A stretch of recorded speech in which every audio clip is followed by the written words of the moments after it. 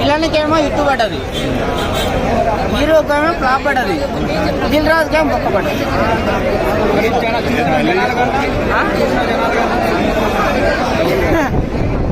జెండు మామ జైల్లో పెట్టి ఆ పేరు తమ్ముడు కాకుండా జెండు మామలో పెట్టాలి టైటిల్. నితిన్ గారు ఐ లవ్ యూ నితిన్కి నాకు ఎలాంటి వ్యతిరేకత లేదు. నితిన్ అంటే నాకు ఇప్పుడున్న పరిస్థితుల్లో నాకు నచ్చలే, కానీ జేఎం తీసినప్పుడు అయితే అల్లు అర్జున్ ఒక ఈక కింద పనికిరాడన్న అప్పట్లో. ఇప్పుడు అల్లు అర్జున్ ఆడున్నాడు, నితిన్ ఆడున్నాడు, నాకు చాలా బాధ అనిపిస్తుంది అన్న. ఇట్లాంటి సినిమాలు మొత్తం వేస్ట్ చేసుకుంటున్నాడు.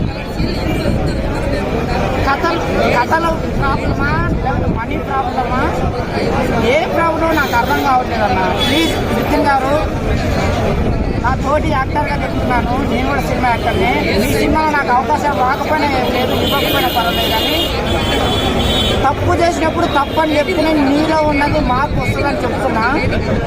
ఇట్లాంటి చెత్త సినిమాలు, ఇట్లాంటి చెత్త స్టోరీ మాకు లేటుగా తీసినా లేటెస్ట్గా తీసి, ఆయన దొంగ సినిమా తీసినా, లంగ సినిమా తీసినా, పుష్ప సినిమా ఏదో ఒకటి తీసింది.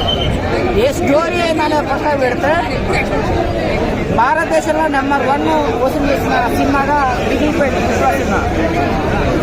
ఏదో ఉండాలి కన్నా, మంచి పేరైనా రావాలి, ఒకటి చెడు పేరైనా రావాలి.